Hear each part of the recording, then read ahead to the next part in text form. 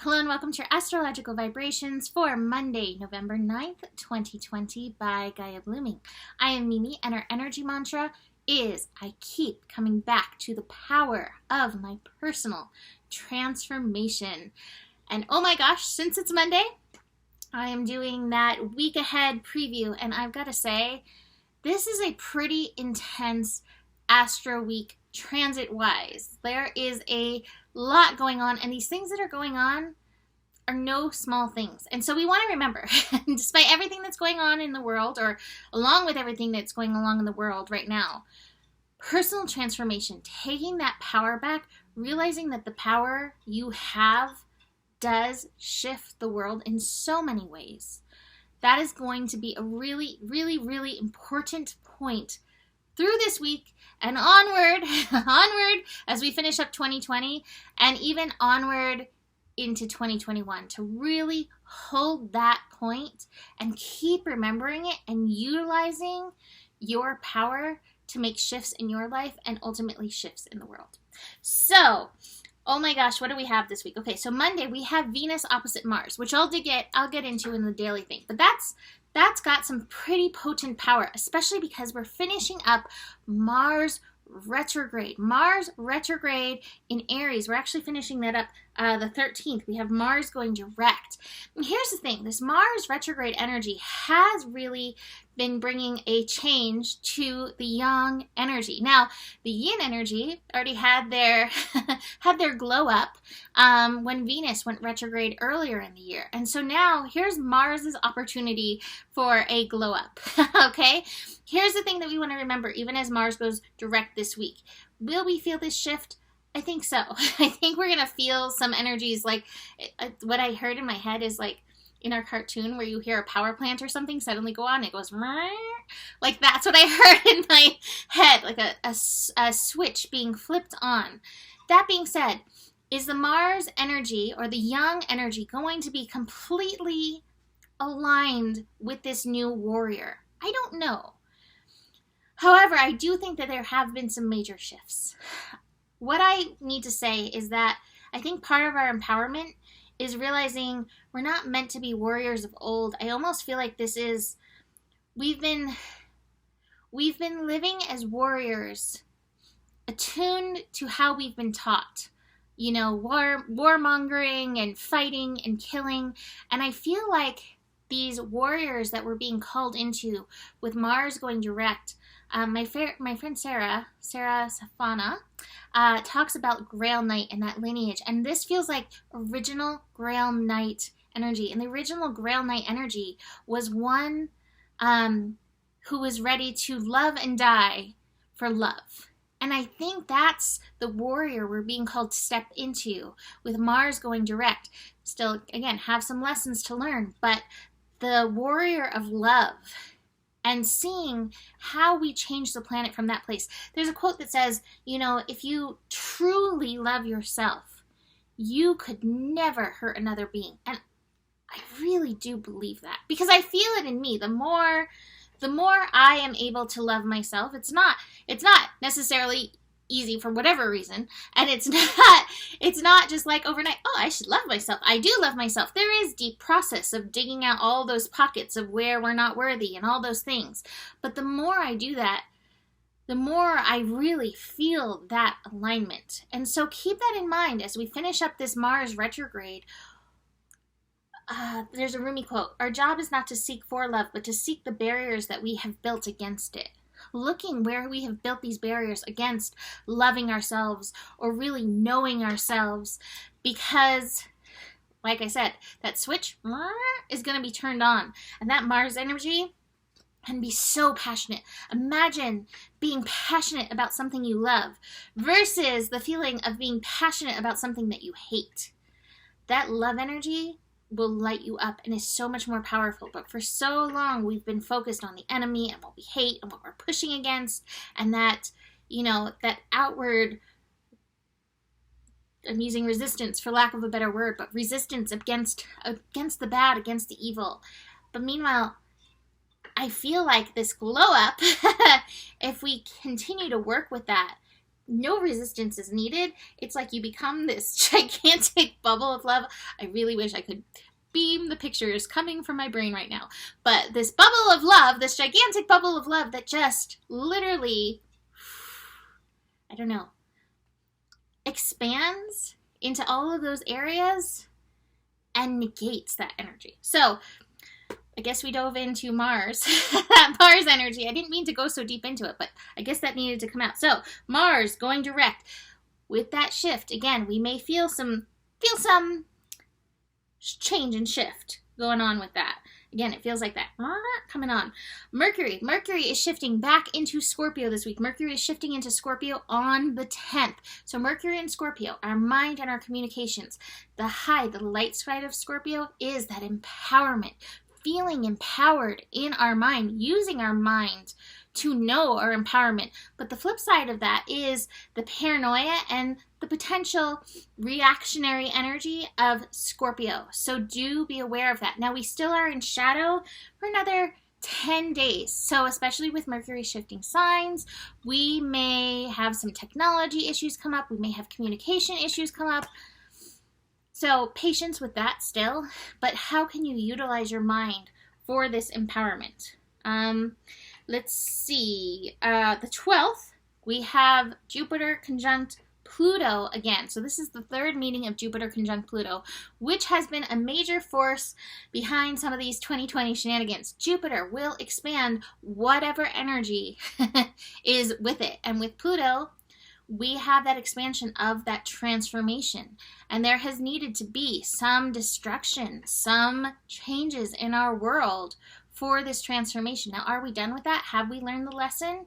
Are we changing the structures? Are we just trying to make mirror copies of what these structures have been? I'm not really sure. I guess we're going to see what happens with this repeat pattern. But whatever happens, we need the lesson. You know, Jupiter's like, come on, guys, come on. I want you to get A's. I want you to ace 2020. So keep that in mind with that. I do want to mention that with these Jupiter-Pluto conjunctions, we have had like measures of lockdown go into place with them in the past. If we need more of that, that could be. And again, what are you building into your new foundation that's part of Jupiter moving forward in Capricorn energy? What are you building into this foundation? Are you building in peace, harmony, your values, love? Or are you still building the foundation of, I need the security and the money and the financial energy and that fear-based energy? I will remind us all there is more than enough love in the world for all of us. So just keep that in mind as you keep building your foundation. Let's see. Oh, speaking of all of this and all of these shifts, and that Mars shift on the 13th, we are also having a new moon on Scorpio, or in Scorpio, late in the evening on the 14th. So this week could feel a little dark night of the soul-ish with that dark of the moon in Scorpio. Again, fears, shadow, potential old situations around survival, root chakra stuff coming up to the surface. So do be aware of that through this week and through the dark of the moon. And I'm going to leave it there because I feel like I've talked way more than I meant to for this week ahead. So that being said, let's look at today, Monday, November 9th. We have the moon finishing up in Leo and shifting into Virgo. That shift will be happening relatively early in the morning, 5:30 a.m. Pacific time. So Virgo, focus on our physical body, our physical environment, getting really grounded. And that's going to really support us through this week. I feel like that's part of loving ourselves, is being present and grounded in our bodies. Sometimes I feel like the body is like a pet and it's like, what do you need? Come on, Fluffy, what do you need? You know, so being present with yourself. What do you need?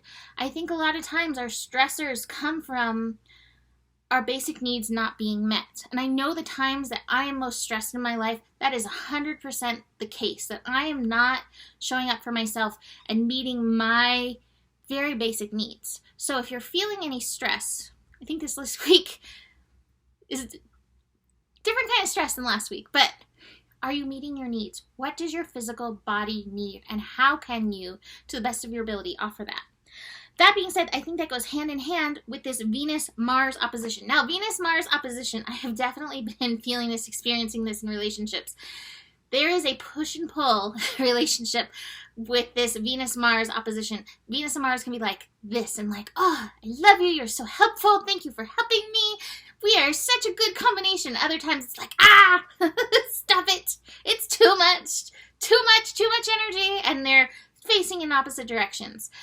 We want to find some balance, peace, and harmony between these Venus and Mars energy. And Venus in Libra right now direct is kind of the leader in that. How am I loving on myself?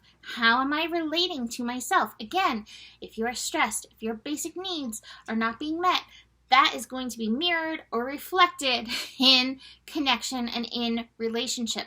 Mars, even in Aries, retrograde, is reminding us, are you checking in with yourself? Are you honoring yourself? Or are you trying to work that harmony outside too much that you're sacrificing yourself?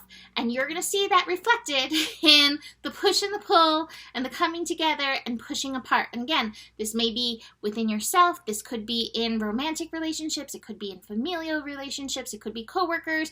It can even be your fluffy pets or even these fluffy pets. So keep that in mind through the day, that energy. And if you're feeling that, repelling off each other, rather than focusing on the other, what do you need to do to come back into your alignment for that? Start in that relationship here, and it will reflect in that relationship out there. Let's see. So the moon in Virgo will be connecting to Uranus. Watch out with the moon in Virgo too for overthinking, over-worrying, over-analyzing, over-processing. That Uranus energy could spike that up a little bit. It could spike the mind spinning, the mental spinning, and that is going to be closer to the evening.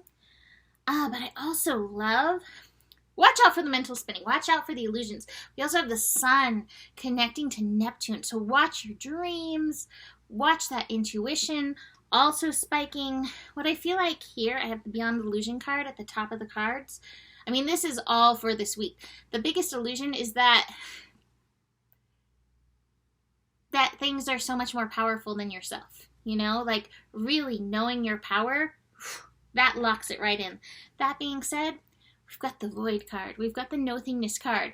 There's definitely some wild cards at hand, and we know this. There's some interesting timelines at play, and I would say interesting timeline options at play right now. Again, know your power. What is your vision? Your vision has power in this world. So holding that through this week, watch the illusions, watch those fears that may come up, and watch even like, it's not perfect, or it's too good to be true, any of that Virgo mental stuff that can happen and pull you out of that center. That being said, speaking of control, I usually don't love this control card, but I feel like this control card, it's the King of Swords. It's like, be aware of your mind. Give your monkey some boundaries, and that is okay. Because otherwise, here's where they're going to go. And the fighting may be fighting the good, fighting believing in the good. Oh, my timer is going off.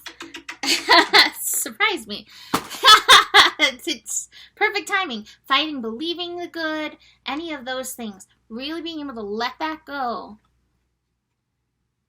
and get beyond those illusions. Again, I think the biggest illusion is not knowing our power, and our mind can feed into that, even just by like, I don't even know what I'm supposed to do. Well, sometimes if you don't know what you're meant to do, sit, listen, allow yourself the laziness. Sit, listen, and see what comes in. See what seeds its way in from the divine. That's part of that Sun Neptune energy. Yes, there may be some illusions going around. There are always so many things at play that we have no idea about that could be considered illusions or us feeding into illusions. And yet, the souls know. Our souls know. Our souls are so fully aware of what's going on.